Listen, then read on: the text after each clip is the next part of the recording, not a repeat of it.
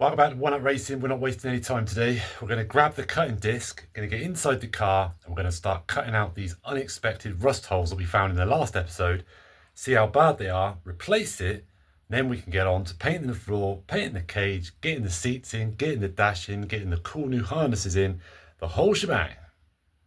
Yep, if you didn't see the last episode, where have you been? But if you didn't, basically I was poking around inside the car, getting everything ready to paint the floor and all the walls, do you want to call it walls, the sides, inner panels, painting the cage. So I was stripping everything out, found a little bit of floor that looked a bit janky, whacked it with a screwdriver and a big old ball of putty came out, leaving behind it a decently sized hole. Now I don't think it's going to be too bad, but as with rust you never know where it stops, where it starts. So yeah, so we'll just get cracking on that one and we'll take it each step as it comes. Now it is worth mentioning, after seeing this in a Practical Classics magazine recently, and it basically suggested that whenever you're trying to cut out rust from a bit of an intricate area, give these a try. There's little reinforced discs you can put on a Dremel. They are significantly stronger than the normal ones that snap every 4 seconds. I have used these before and they last pretty well. And I got this set off Amazon. I tried not to, but it turned out to be the only place I could get a decent amount of them for a decent amount of money. And it gave me spare ones of these as well. And I don't know if the person was feeling particularly generous, but in the end I counted, I had 10 of these. Why anyone would ever need 10 new ones of these is anyone's guess. They even gave me a little screwdriver, but they gave me 2. So slightly wasteful, but regardless. So we're going to give these a go. It's definitely going to be slow going on a Dremel with that, but just getting into those tiny little edges. I don't want to go through too far and then go through the floor on the other side. So I'm going to try these out and see how we get on with them.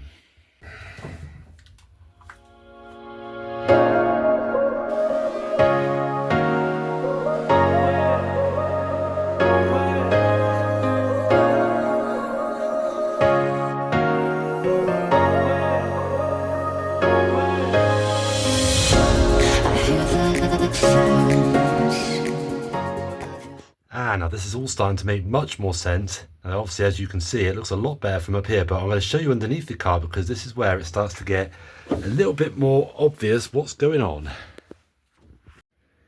Now, any of you who have been watching the program for a long time will be used to my slightly less than ideal camera angles and lighting, because I'm doing this in a tiny garage, as you know, and none of this is ideal. But look, it's the jacking point. So now it makes perfect sense why it's kind of a weird combination of single skin and double skin. So as you can see here, this bit is actually pretty straightforward.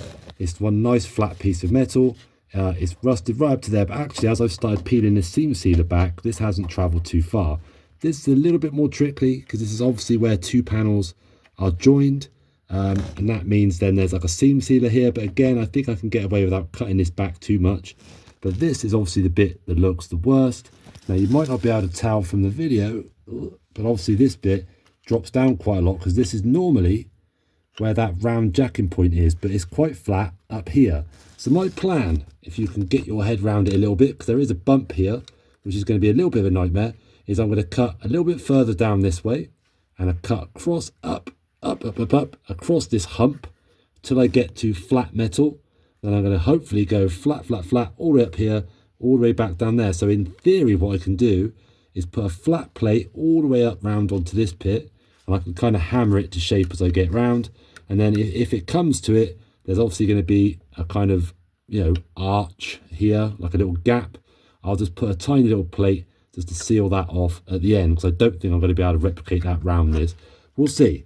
But regardless, it's looking okay at the moment. I'm still not entirely certain how I'm going to cut all this out without it going terribly wrong. But for one thing, I'm not going to be able to do it with this little amount of space.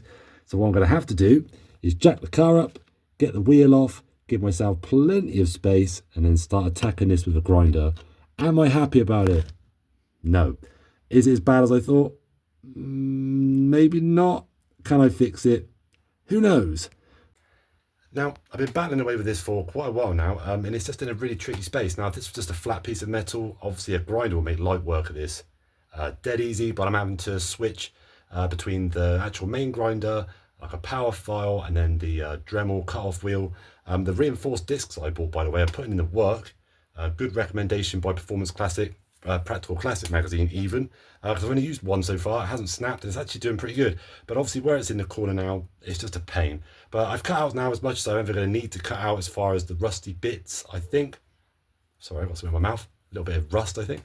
So basically now what I do is use the grinder, the power file and stuff to get it all like smoothed out, tidied up, a little bit of body filler that's still on there from the previous bodge. Get it all nice and straight so I can make a decent template on some paper, and then we'll make a metal template out of it and then figure out how best to start welding that in and hammering it into shape. But I'll show you now quickly. Hopefully you agree at least that it's a good starting point. I hope, maybe. Okay, so we're back under the car as per normal, and as you can see, this is some of that fiberglass dust, body filler dust I was talking about. So I'm still gonna have to sand all this back because it's all rough and weird. So no doubt it's probably got fiberglass or some sort of body filler or something in it.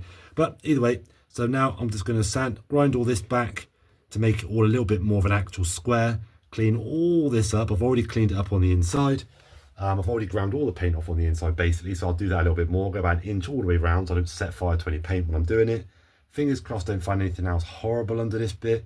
Otherwise, as far as I can tell, I got a bit nervous about this side, so I did go around poking around the rest of it and I can't find any more at the moment. So fingers crossed this is the only bit we need to do.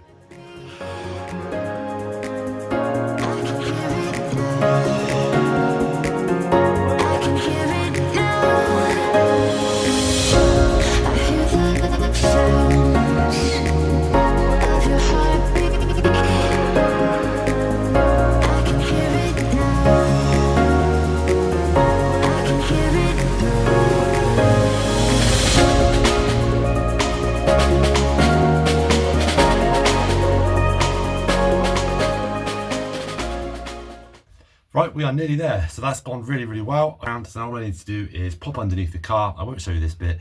Cut off that last little bit of double skin. So I've just got a nice single piece to repair it. Then we're gonna grab some paper, come back, make a template, get it cut out, and then we'll start figuring out how we're gonna weld this up.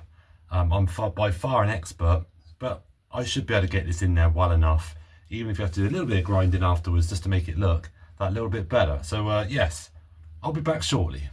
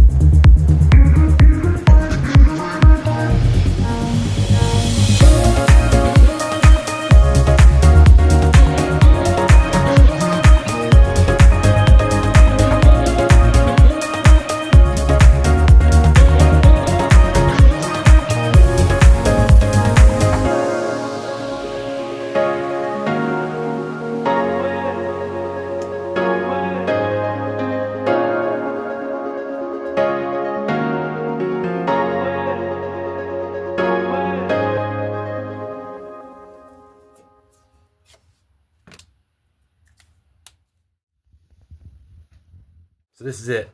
This is what we're dealing with. You can see where I've obviously filed it with the power file because you've got all these like random lines in it. It doesn't really flatten it, but I just wanted to get in all the little nooks, just take off all these weird little edges. So I'm going to take the grinder, just get this top a little bit flatter and smoother. And like I said, it's so hard to get in all these little corners and get in under there to grind it, and welding it was tough. It was blowing through up here. I don't know why. I thought the floor looked about the same thickness, but it was just starting to blow through on this corner. I had a couple little spots just down here. Again, you can't always account for this. It's why doing bodywork so difficult, because you can't always guarantee you're going to get a nice thick run all the way around the outside. So yeah, you know, we'll see. I've already ground all this back off, ready to push this back once I've treated this area, because I'm going to have to push this back and then obviously weld it into place. Not entirely certain how best to go about that yet, but we'll figure that out in a minute. And it doesn't help that my welder, or at least the way that I've set it up, I think it's actually something to do with like the wire feed in it. It's just not very good. It bounces all over the place. You'll start getting a decent sort of weld going, and it's like, and it feels like the wire is just like kind of skittering a little bit. So either way, you shouldn't blame your tools, but I'd say when it comes to welding, blame them. If you've got a decent welder and you can't weld, that's on you. If you've got a bad welder and you can't weld, that's kind of the welder as well. It's not just me. So yeah, good times. Time now to stop for a valid lesson for all of you, including me. Sometimes don't just keep battling on with things, assuming that something is clearly not right and then not doing something about it. So my welding, if I'm honest with you, I used to be all right. The first few welds I used to do in any project used to be a bit rubbish. And then things picked up and it was usually pretty good after that. I built a full exhaust system for the turbo one. Again, initially, the first parts of it were a little ropey. Then it got pretty decent for the rest of it. And usually as well, whenever I do any welding on bodywork and stuff, obviously apart from all the usual pitfalls, that the metal's really thin and you can blow through it pretty easy, my welding's all right. It's not pretty, but it's okay. But for years I've hated welding. Every time I do it, it just seems to be a massive problem. My welder never seems very happy about it. I've kind of half looked and I've done little bits, but I just always moaned about it because I never weld very often. I didn't really bother. And after coming out here last night and wasting basically a whole evening trying to do this one little last patch, and looking at the welding on there that's on there now, thinking it looks like I don't know what I'm doing, even though I actually do. I think I'm actually not too bad a welder generally. The amount of tidying up, grinding I've needed to do to make this look okay sucks. Really sucks. So I went to go buy a new welder. I was online. I was looking at some really good ones, all the little smart ones and stuff. Nothing mental. I don't need a wicked one, just something good. And I thought, you know what? I'm going to drag my welder out into the broad daylight, stare at it for a minute in case I'm being an idiot. Yes, I've been an idiot. So I've had this welder about 10 years. Obviously, you have to replace the wire at some point in that 10 years, regardless how little you weld. And I remember putting some new wire in there a few years back, just a new big roll in there. It lasts me ages. And I think I've spotted what it is. The little feeder wheel. Actually, I'm going to show you. So any of you who've never seen the inside of one of these, dead simple. Wire goes on there. The little feeder wheel there spins. This is where the little motor is, actually pulls it through. It clamps with this wheel and it pushes it up through your stick. Now, one thing that I've sort of figured out since I've started doing this is this one says 1.0K. So I guess maybe 1 mil, something along those lines. And obviously you have sized tips to go in here. Look, I've got loads of them. Look, these ones are 0.6. Obviously they're too small, blah, blah, blah. And obviously you have a size wire. Now, in here, I had a 1 mil tip. On here, it says, well, 1.0K, which I'm assuming is 1,000 or at least 1 mil. And on here, it's 0.9 mil. Now, as you can probably see about how much of the wire's gone, considering it's full up to here, that has been in there for a really long time. And that is clearly not okay. And for any of you that wonder why is it not okay, it's because it relies on the wire feeding through this tip to actually do the arc between the two surfaces. So if this is moving around inside that wire, that means sometimes it's arcing, sometimes it's not. Sometimes it's arcing, sometimes it's not, which would explain why it bounces all over the place when I'm trying to weld. And every now and again it goes okay, and then it sucks. So I'm pretty certain this whole time, this whole welder has been set up for 1 mil wire, and I've been using 0.9. And it's obviously 0.9 and 1 mil, the difference is tiny. So it's not something you would obviously see, but you can see in here, look, this is where that wheel, every time it tries to force the wire through, it's been slipping, which is another reason why every time I press the button, this is obviously trying to press against the metal and it keeps on stopping the wire as well, because it's slipping there. What an idiot. Hopefully that kind of made sense. I've got a machine set up for 1 mil wire and I've been using 0.9 mil wire for absolutely ages, years in fact. So what I've done is I've ordered, before I go out and splash out on a new welder, I'm going to take that apart, clean everything up, the little wheel, obviously, because that's going to be a bit coated up now, it's been slipping for so long. Clean up all the inside. I'm going to put a new tip on the actual gun, but a 1 mil one. I'm going to make sure the earth clamp and everything's all cleaned up, give it a little sand, make sure it's making good contact. And then fingers crossed, once the 1 mil wire turns up tomorrow and I put it in there, the welding should dramatically increase. In theory. I even Googled it. What happens if you put the wrong tip on a gun? And it said basically all of the things that happens on mine. You get loads of spatter on the weld. It jumps around. It's inconsistent. All of those things. I'm so annoyed myself that I didn't figure this out, or at least put the effort in before I welded this up, because it would have went so much better than it has. So yes, good. So yeah, all right. So with all that said, let me get the welding wire in the post, finish this up. I'll show you obviously how it looks once I've finished, because that's important now after you spend so much time watching me try and repair it. And in the next episode, we will then go into painting the cage and the floor at long last, because that is what we're going to be doing. And then move on from there. So thank you for sticking by in what has been an extremely frustrating job for me. Hopefully not too frustrating for you to watch. Learn from my mistakes though. Make sure your welding equipment is up to scratch. Even if it's not amazing, make sure it's all set up properly, and then know when to admit defeat, ask some advice, or pay someone else to do these kinds of things, because it will just make your life more enjoyable. So based on that, I will see you again very, very, very soon for the next installment of trying to put somebody else's project back together.